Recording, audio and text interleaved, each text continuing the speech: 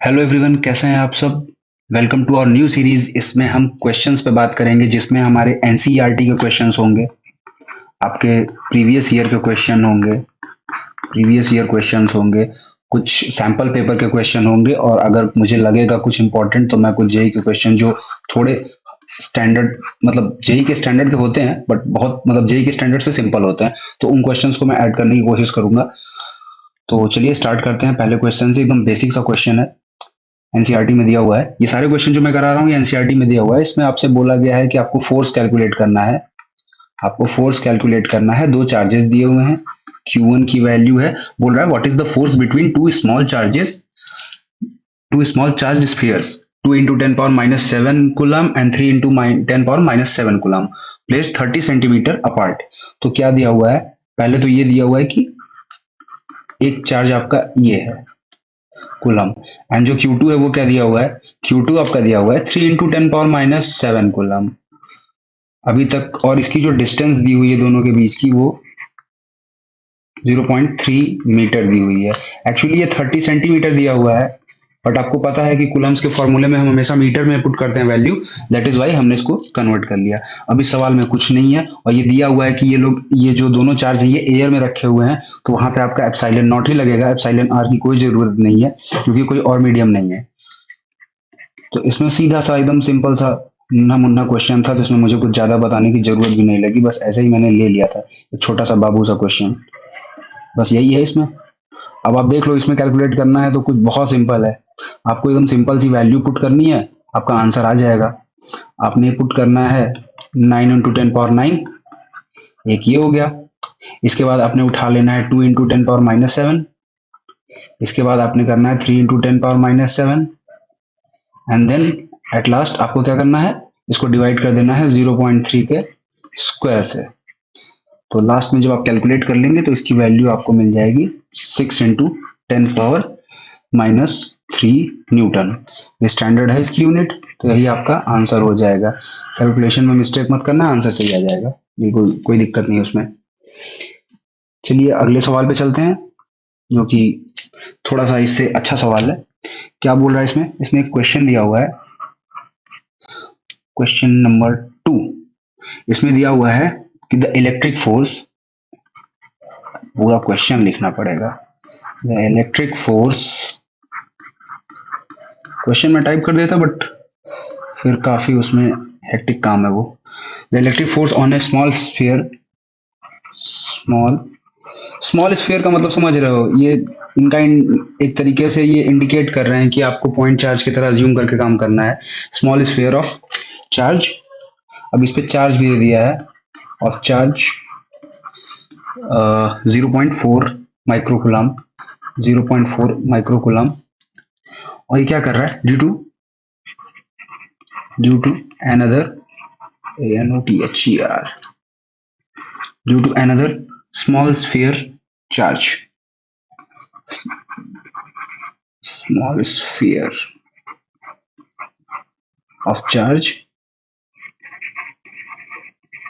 इसको आप लोग थोड़ा सा स्किप कर देना, क्योंकि क्वेश्चन में कुछ ज्यादा कुछ है नहीं। इन द एयर, देखो क्वेश्चन की लैंग्वेज देखो, इन द एयर दे दिया, इसका मतलब है ER नहीं यूज करना है, एप्सिलॉन ही यूज करना है, मतलब एप्सिलॉन आर नहीं यूज करना है, एप्सिलॉन यूज करना है। तो अब देखो क्या दिया हुआ है, the electric force on a small sphere of charge 0.4 microcoulomb due to another small sphere of charge 0.8 minus का है microcoulomb in the air is 0.2 newton. अपने को क्या फाइंड करनी है, find the distance between them. अब इसमें भी ज्यादा कुछ है नहीं, इसमें क्या ही कर लोगे आप, एकदम सिंपल सा है। आपको क्या पता है, आपको F पता है, आपको F पता है 0.2 न्यूटन, F12 सपोज करो। तो Q1 चार्ज आप मान लो, Q1 चार्ज हो गया है 0.4 microcoulomb, which is equal to 0.4 into 10 power -6 coulomb. और Q2 आपको दे दिया है 0.8 माइक्रोकूलम। ये निगेटिव साइन, क्योंकि वो जो फोर्स है उसका चार्ज का सिंबल अलग है, मतलब फोर्स ऑफ अट्रैक्शन है, एक चार्ज पॉजिटिव है एक चार्ज निगेटिव है, तो ऑब्वियसली इसको भी आप कन्वर्ट कर दो कूलम में, क्योंकि हमें फॉर्मूले में पुट करना होता है तो हमें कूलम में चाहिए होता है। ये मिल गया आपको। F दिया है आपको, Q1 Q2 दे दिया है आपको, 1/4 पाई एप्सिलॉन नॉट की वैल्यू पता है, तो आप कूलम्स के लॉ के फॉर्मूले में पुट कर दीजिए। F is equal to F12 force on 1 due to 2 is equal to 1/4 pi epsilon naught into Q1 Q2 upon R square. अब इसमें आप इसकी वैल्यू पुट करोगे 9 इंटू 10⁻9, उसके बाद इसकी वैल्यू पुट करोगे 0.4 इंटू 0.8 इंटू 10⁻−12। ये 0.4 और 0.8 का मल्टीप्लीकेशन कर दिया था हमने, और इसके बाद 10⁻−6 10⁻−6, तो ये 10⁻−12, एंड लास्ट में अपने को क्या चाहिए अपॉन R स्क्वायर। F की वैल्यू है 0.2 newton is equal to constant की वैल्यू 9 इंटू 10⁻9 इंटू Q1 की वैल्यू 0.4 इंटू 10⁻−6। Q2 की जो वैल्यू है 0.8, उसको हम 8 लिख रहे हैं, तो यहाँ पे 10⁻−6 की जगह 10⁻−7 हो गया, और नीचे हमारा क्या है प्यारा सा डिस्टेंस का स्क्वायर। अब इसको इंटरचेंज कर देते हैं, R स्क्वायर इधर आ जाएगा, तो यहाँ क्या आ जाएगा 9 into 3.2 into 10⁻−4 divided by 0.2। Calculate कर लो, ये -6 -7 -13 प्लस का 9 तो माइनस का 4, ये 8 इंटू 0.4 3.2, कैंसिल आउट कर दो 16 आ जाएगा।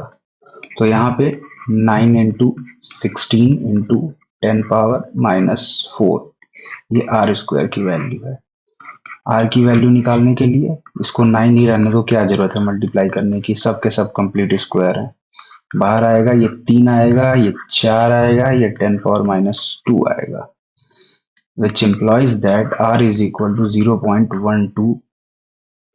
अब ये सेंटीमीटर में दिया हुआ था तो सेंटीमीटर में होगा, मीटर में दिया था तो मीटर में होगा, बट आया है तो मीटर में ही लेंगे, क्योंकि कूलम्स लॉ में मीटर में ही दिया होता है। 0.12 मीटर, एक चीज आ गई।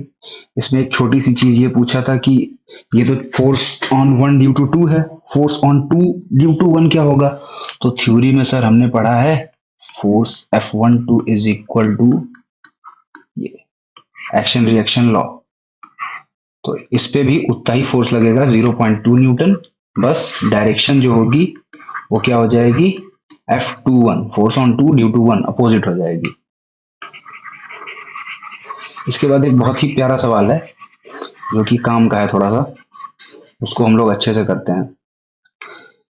इसमें एक एक्सप्रेशन दिया हुआ है, एक्सप्रेशन है K E square upon G M E M P, where E fundamental charge है, फंडामेंटल चार्ज है ये, G आपको पता है यूनिवर्सल कांस्टेंट है, Me क्या है मास ऑफ प्रोटॉन,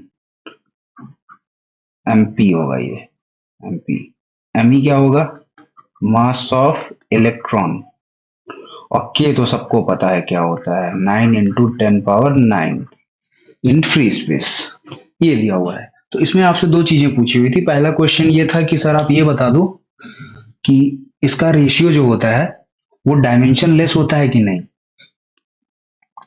पहली चीज ये पूछा है, और दूसरा हमें ये बताना है कि ये एक्सप्रेशन क्या इंडिकेट करता है। अब जिन लोगों ने थ्योरेटिकल क्लासेस की हैं उनको पता है, इसीलिए मैं बोलता हूं कि विदाउट थ्योरी के आप कुछ भी नहीं अप्लाई कर सकते, ना थ्योरी इटसेल्फ सफिशिएंट है और ना ही प्रैक्टिकल मींस न्यूमेरिकल। ये जो है आप डायरेक्ट न्यूमेरिकल लगाने जाओगे, आपको थ्योरी की नॉलेज नहीं है, आप फिर भी फंसोगे। वो अलग बात है आप कहीं से गाइड करो, कॉपी करो, छाप लो या जो भी करो, बट अल्टीमेटली एग्जाम आपको देना है, तो किसी और को चीट करके कोई मतलब नहीं निकलेगा। आप किसी टीचर को बोल सकते हो हाँ सर मेरे को पता था, ये निकलेगा ये निकलेगा, आप बुक में देख लो। आपको जेन्युइनली पता है तो बहुत अच्छी बात है, नहीं पता है तो पता करने की कोशिश करिए, क्योंकि फिजिक्स एक ऐसा सब्जेक्ट है जिसको आप जितना ज्यादा विजुअलाइज कर लेंगे उतना आपको अच्छा रहेगा इन फ्यूचर, क्योंकि ये सिंपल नहीं होने वाला है, ये बेस है। इसके बाद बहुत सारे इसके ऊपर सीढ़ियां हैं, ये तो बस बेस है बिल्कुल। चलिए देखते हैं। अभी इसकी बोल रहा है डायमेंशन निकालने को, तो डायमेंशन आप निकाल सकते हो, आपको इसकी पूरी डायमेंशन पता चल जाएगी। आपको के की वैल्यू पता है, क्यों के का एसआई यूनिट क्या होता है ये भी आपको पता है, न्यूटन मीटर स्क्वायर पर कूलम स्क्वायर, वहां से निकाल सकते हो आप। इसका भी आप निकाल सकते हो, बट जरूरत ही नहीं है, मैं बोल रहा हूँ इसकी जरूरत नहीं है। क्यों जरूरत नहीं है, चलिए देख लेते हैं। पहले यूनिट रख दो, न्यूटन मीटर स्क्वायर पर कूलम स्क्वायर, और ई स्क्वायर की वैल्यू क्या होगी, कूलम स्क्वायर, क्योंकि एक ई की वैल्यू कूलम में मेजर होती है, तो जो ई स्क्वायर है तो कूलम स्क्वायर हो जाएगा। नीचे यूनिवर्सल कांस्टेंट है न्यूटन मीटर स्क्वायर पर केजी स्क्वायर, इसकी वैल्यू होती है। अब यहाँ पे मास ऑफ इलेक्ट्रॉन भी केजी में मेजर होगा, मास ऑफ प्रोटॉन भी केजी में मेजर होगा, तो दोनों मिला के KG into KG, KG square. KG square से केजी स्क्वायर कैंसिल, सी से सी कैंसिल, बचा क्या, न्यूटन मीटर स्क्वायर, नीचे भी क्या बचा, newton metre square, cancel out कर दो, मीन्स कुछ नहीं आया, वन आया, which means m0 l0 t0 bracket में। डायमेंशन लेस हो गया, पहली चीज तो ये हो गया कि एक रेशियो है, डायमेंशन लेस है, जो कि आना था। अब दूसरी चीज क्या है, दूसरा कह रहा है ये एक्सप्रेशन क्या एक्सप्रेस करता है, तो जिन्होंने पढ़ा है उनको ये पता है कि K square upon G M E M P की जो वैल्यू होती है वो 9 × 10⁻⁹ इंटू फंडामेंटल चार्ज की वैल्यू 10⁻⁻19 का स्क्वायर, इसकी वैल्यू आ जाएगी जी की 6.67 इंटू 10⁻11, एंड एम ई की वैल्यू, एमपी की वैल्यू लिख दे रहा हूँ 1.67 इंटू 10⁻⁻27 इंटू इलेक्ट्रॉन का मास मैं यहाँ पे लिख दे रहा हूँ 9.1 इंटू 10⁻31 kg। ये पूरा एक्सप्रेशन बनेगा। जब आप इसको सॉल्व करोगे तो ये कुछ अप्रोक्सीमेटली आएगा, समझ लो 2 और 3 का राउंड आएगा, समथिंग जो भी आएगा, मतलब ये इंपॉर्टेंट नहीं है, 2.3 2.4 का अप्रोक्स आएगा, बट जो इंपॉर्टेंट है वो ये है ऑर्डर इसका। तो बेसिकली ये एक्सप्रेशन क्या इंडिकेट कर रहा है कि एक इलेक्ट्रॉन और एक प्रोटॉन के बीच में जो इलेक्ट्रोस्टैटिक फोर्स लगता है वो एक इलेक्ट्रॉन और एक प्रोटॉन के बीच में लगने वाले ग्रेविटेशनल पुल के 10⁻39 टाइम्स के इक्वल होता है।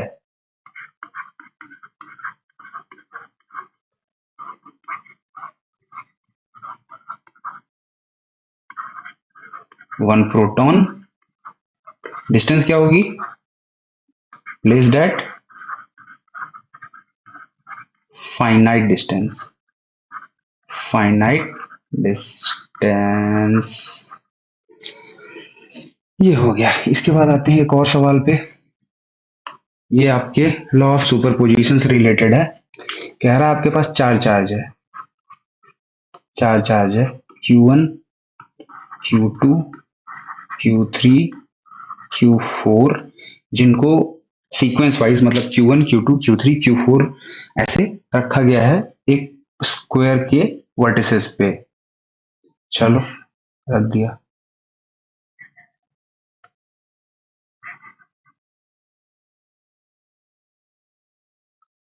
कर दिया। इसका नाम दे दो A, इसका नाम दे दो B, इसका नाम दे दो C, इसका नाम दे दो D। बात को समझो, कह रहा है कि अगर हम इसके सेंटर पे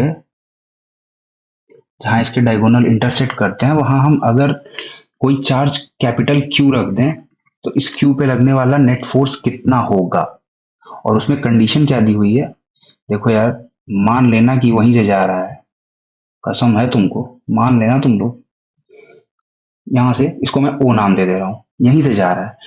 कंडीशन क्या है, कंडीशन क्या है इसमें, कंडीशन ये है Q1 is equal to Q3 and Q2 is equal to Q4। ये इसकी कंडीशन है।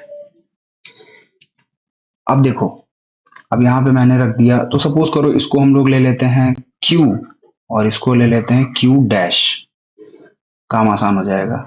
यहाँ पे Q आ गया चार्ज, यहाँ पे Q डैश आ गया चार्ज, यहाँ पे Q आ गया चार्ज, यहाँ पे Q डैश आ गया चार्ज। अब Q डैश की वैल्यू कुछ भी हो सकती है, बस ये याद रखना कि जो डायगोनली एक दूसरे के आमने सामने हैं उनकी वैल्यू सेम होनी चाहिए, साइन सेम होना चाहिए, बस एक चीज का काम है।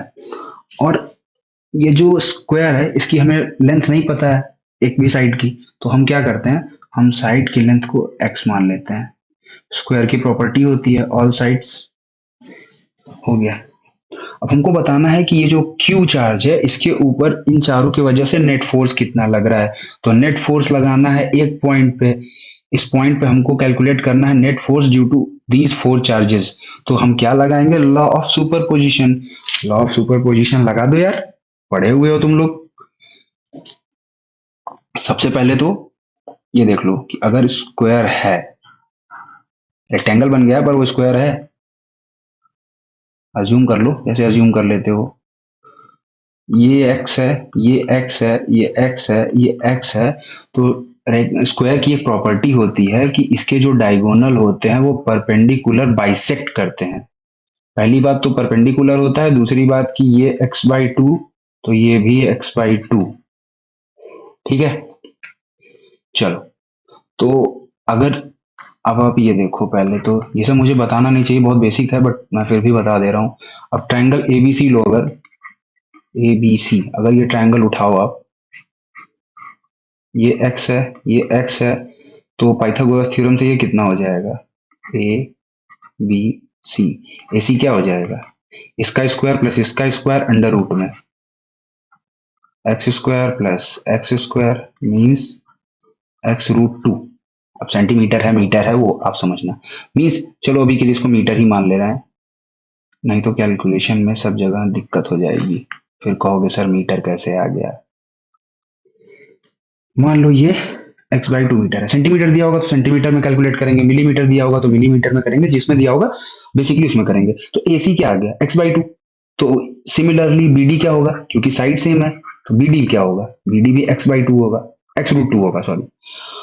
लेकिन हमको एक चीज और पता है कि ये जो होता है, ये पॉइंट जहां पे ये इंटरसेक्ट करते हैं, तो ये एक दूसरे को परपेंडिकुलरली इंटरसेक्ट करते हैं, और ऐसा इंटरसेक्ट करते हैं कि ये जो डायगोनल होते हैं ये बाइसेक्ट हो जाते हैं, मतलब दो इक्वल पार्ट्स में डिवाइड हो जाते हैं।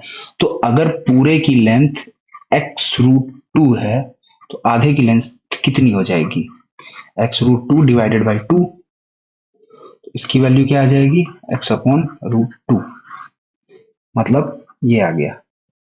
इतना समझ में आया, बस यही मेरे बताने का चीज था, इससे ज्यादा कुछ बताना नहीं था। अब देखो, इसको मैं इरेज कर रहा हूँ पूरा, छोड़ो नई पीपीटी पे कर देना, इरेज क्यों करना बाद में देख लेना आप लोग।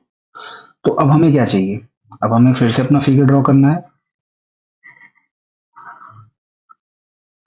x x x x, A B C D, okay, कोई दिक्कत नहीं है सर। ये मैंने लाइन ड्रॉ कर दी, और सर ये मैंने दूसरी लाइन ड्रॉ कर दी, ये मैंने पॉइंट O बना दिया, और यहाँ पे मैंने रख दिया चार्ज Q। यहाँ पे चार्ज है Q, यहाँ पे चार्ज है Q डॉट, यहाँ पे चार्ज है Q, यहाँ पे चार्ज है Q डॉट या डैश। इसकी लेंथ कितनी अभी मैंने बताई है, x/√2। सिमिलरली सारे के सारे AO BO CO DO सबकी क्या होगी, x/√2, मीटर और सेंटीमीटर जो भी दिया होगा, हम मीटर अज्यूम करके चल रहे हैं। अब हमें क्या निकालना है, अब हमें निकालना है force on O due to A। देखो, force on point O due to point A, यानी कि जो प्लस Q चार्ज है इस पे इस चार्ज की वजह से कितना फोर्स लग रहा है, चलो निकालते हैं। FOA K मतलब 1/4πε0 Q into Q upon x upon √2 का स्क्वायर, सॉल्व नहीं करना है। अलोंग किधर होगा, ये देखो, पहली बात ये भी पॉजिटिव, तो ये अलोंग ओसी होगा, इस डायरेक्शन में फोर्स लगेगा, बिल्कुल लगेगा सर, अलोंग ओ सी। सिमिलरली एफ ओ बी क्या होगा, ओ बी में भी हो जाएगा क्यू डैश, डिस्टेंस तो वही रहेगी x डिवाइडेड बाई √2 का स्क्वायर, अलोंग किसके हो जाएगा, फिर से देख लो, हम कौन सा फोर्स निकालना है, हम force on O due to B निकाल रहे हैं, तो ये किसके अलोंग जाएगा, फोर्स ओडी के अलोंग लगेगा, अलोंग ओ डी, एक चीज हो गई। सिमिलरली अब जब ओ सी निकालोगे, force on C due to C, तो यहां पे फिर से आएगा,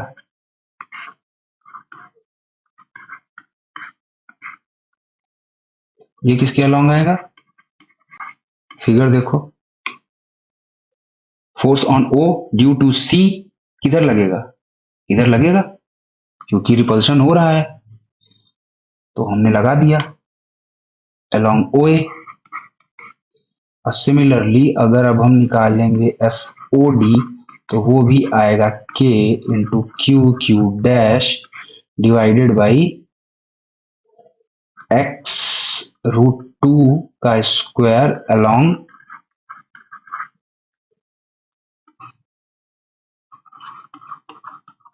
किसके अलोंग हो जाएगा, ये ओडी निकाल रहे हैं हम, देखो ओडी, इधर से जो फोर्स लगेगा, force on O due to D, तो उसकी डायरेक्शन किधर रहेगी, ओबी की तरफ रहेगी, बिल्कुल सर ओबी की तरफ रहेगी, ओबी।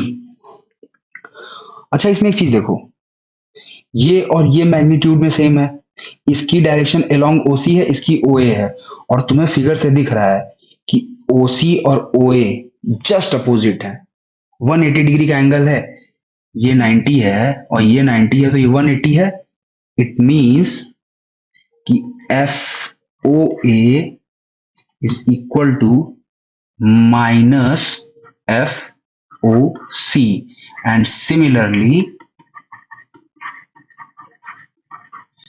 F O B is equal to minus F O D. Net force on charge Q placed at O is given by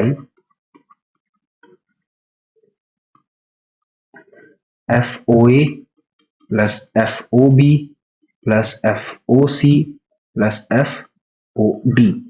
But we know FOA is equal to minus FOC, which means FOA plus FOC is equal to 0, and from here we can conclude that FOB plus FOD is equal to 0. What does it implies?